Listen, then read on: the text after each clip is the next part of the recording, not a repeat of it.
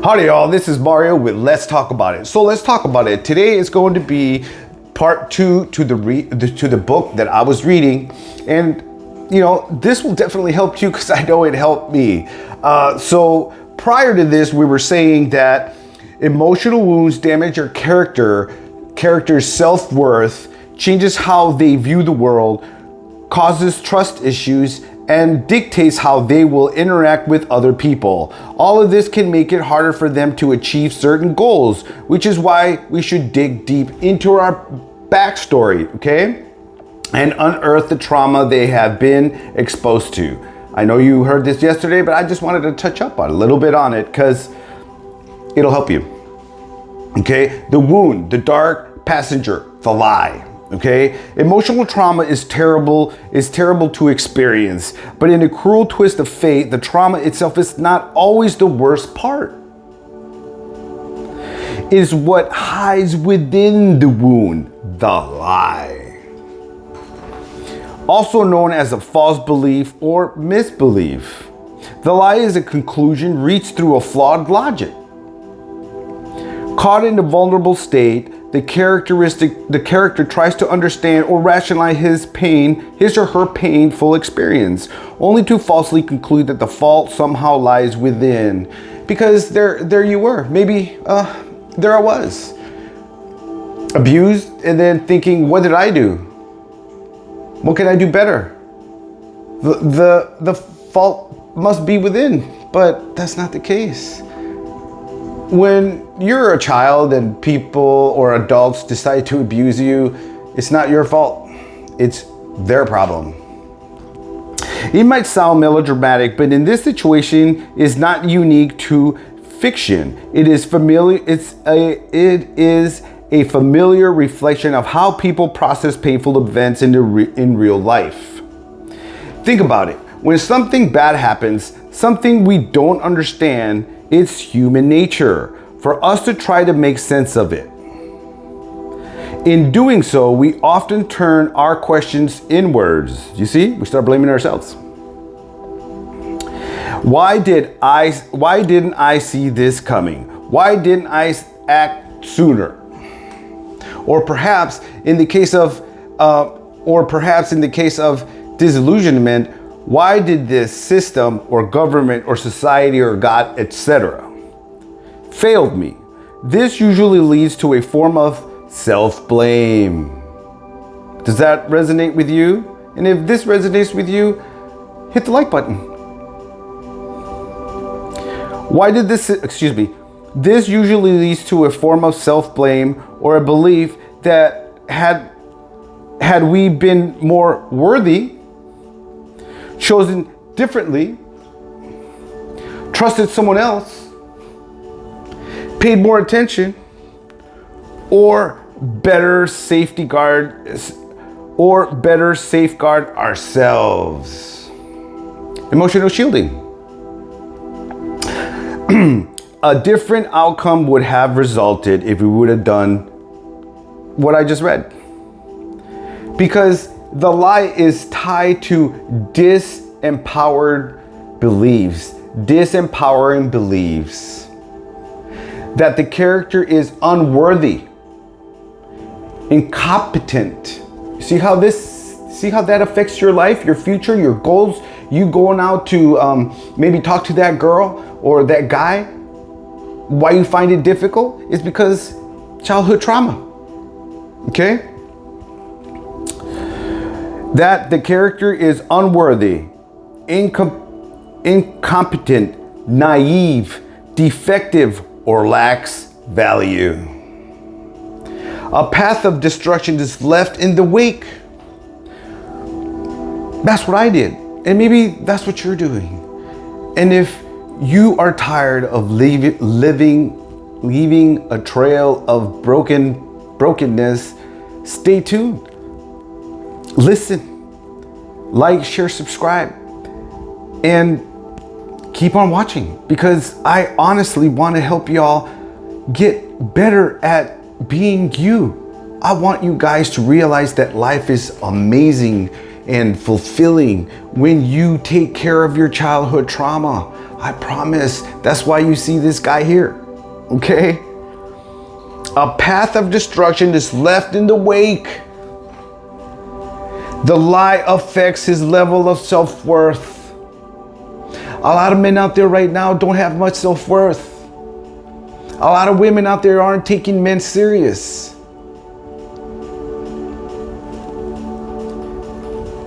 The lie affects his level of self-worth and how he views both the world and himself. It causes him or her to hold back. You see, you're not moving forward. You're living in the past, so you can't enjoy the present. And if you can't enjoy the present, you can't control your future. Do you see what I'm saying?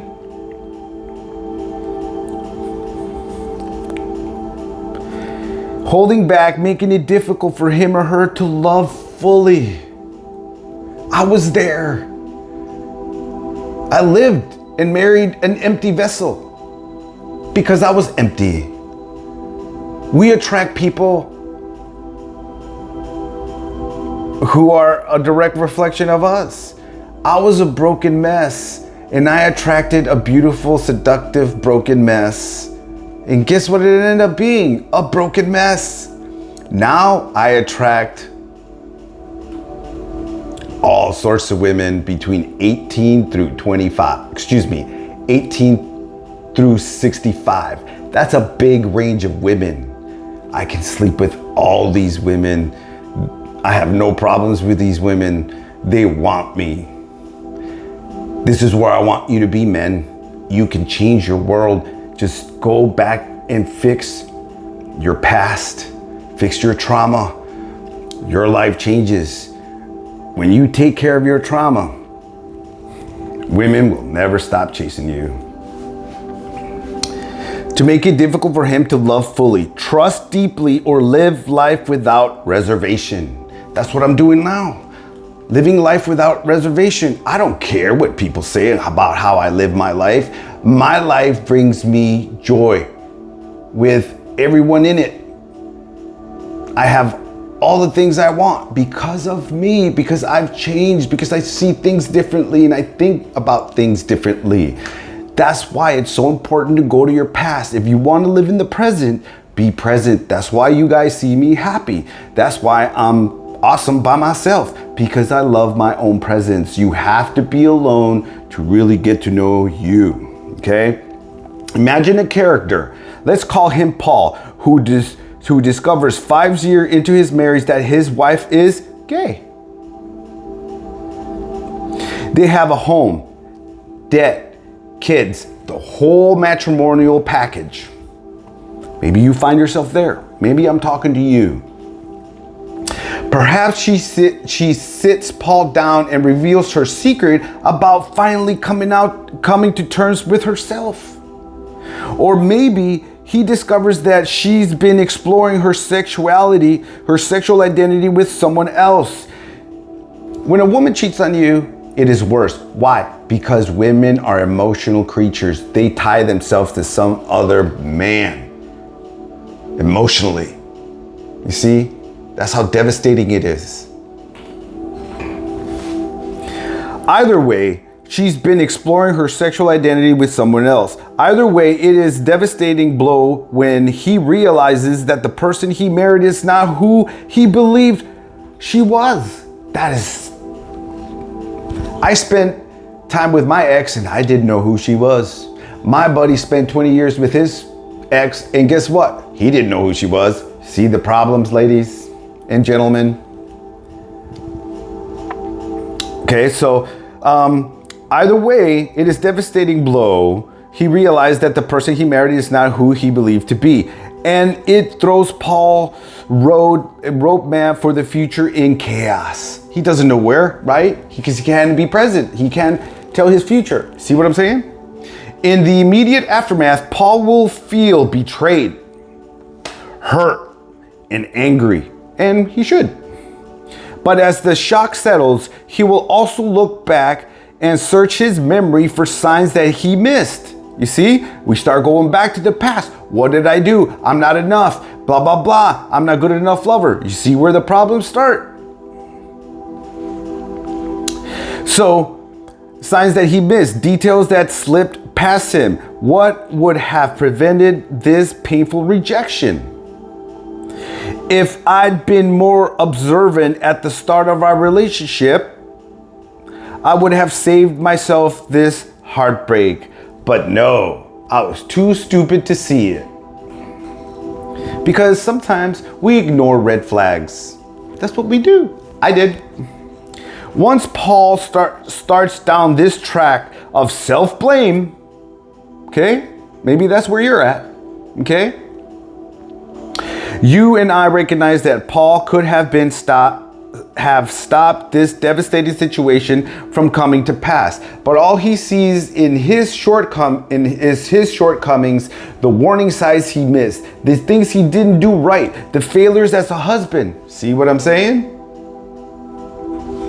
In his mind, he starts to believe that this was partly his doing. See, we start blaming ourselves. Internalizing the wound then leads to false conclusions. False conclusions that in the inner deficiency must be to blame, making Paul question his own worth. You see? There's something wrong with me. I am not good enough to build a life with. And then the lie emerges. Defective people just aren't marriage material. Once a lie forms, it's like a fungus releasing toxic spores. This false belief seeds itself deep in the character, damaging his self-esteem, sabotaging his confidence, and creating the fear that if he tried to get into a relationship again, he wouldn't measure up. And sooner or later, his partner will leave. And you know what? When I was younger, like in my 20s and 30s, I didn't approach a lot of women because of these reasons. And maybe that's where you are. And let me tell you, gentlemen, women will love you regardless of who you are. They'll love you for you. The reason certain women may hurt you is because you like certain women. You don't look at the women that are attracted to you. You go after the girls that you are attracted to. You need to make sure these women are attracted to you. That is how you do it. A hint. While most lies center on a perceived personal failure due to self-doubt or guilt, not all of them do. In cases where a wound isn't a deeply internalized, the person may become delusioned in another way. Using Paul's situation as an example, he might apply his pain to the world at large by adapting a jaded outlook. How many men and women do it?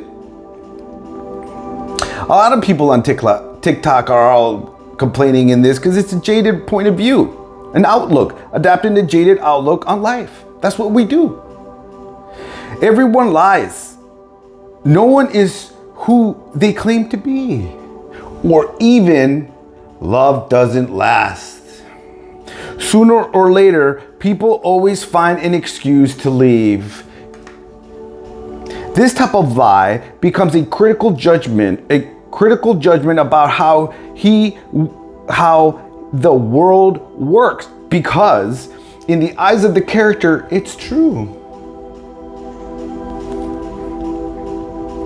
Paul's wife wasn't who she said she was. She didn't lie and she didn't leave. His conclusion may be skewed, but these facts will cause Paul to hold back, limiting how deeply he connects with other people. His fear of abandonment and rejection will grow rather than diminished. Since, thanks to the negative lesson his wounding experience taught him, He'll always be expecting the other shoe to drop. You see? So then you can never be present, because you're always going to be tied to the past. Then you can't build a future. Why can't you build a future? Because you can't enjoy the present. And how do you build your future? By being in the moment, by being around the people that you want, about being actually have intention about what you want in your reality in the present moment. What am I talking about? You watching this video right now, that's a present moment. He'll always be expecting for the other shoe to drop. Born of insecurity and fear, the lie is a destructive force, and until it can be reversed, it will continue to hamper happiness, fulfillment, and inner growth. Within the character's arc, the lie will often clash with a protagonist's effort to achieve his goal, because deep down he may feel unworthy. I've done that. When I was younger, beautiful, gorgeous women, I was like, yeah, she's not gonna do this, she's not gonna do that, or if I'm hurt, or if I don't measure up, all these things affect you. And within the character, excuse me, I'm gonna reread that again. Within the character's arc, this lie will often clash with an unworthy of it, feel unworthy, and the happiness it will bring. Only when he is able to shatter his false belief will he truly feel that he deserves the prize he seeks. You see? So we have to shed our past so you can be whole. That's where I'm at. I had to shed my past, and I had to do the work in the present moment to fix my problems. And we come to the point of the video where I'm going to share those things on how to 3 steps on how overcome childhood trauma. Okay, recognize the trauma. Okay, what's your trauma? Recognize it. The adult must acknowledge this certain childhood experience as trauma. Be patient with yourself. That's number 2. Self-criticism and guilt can be very common when it comes to adults who have lived through a traumatic childhood. Okay? 3, reach out for help. You'll find this on how to heal from childhood trauma. 3 steps to start coping better up. And that's going to be www.betterup.com blog at the end of that. Okay? Again, www.betterup.com blog at the end. Okay? So those are the 3 tips that you can start and hopefully start going the road of recovery. So this is Mario with Let's Talk About It. Like, share, subscribe, and all that other jazz. Thank you for listening. Again, this is from me to you because we all need help. Okay? And hasta la vista, people. Always a pleasure to be here.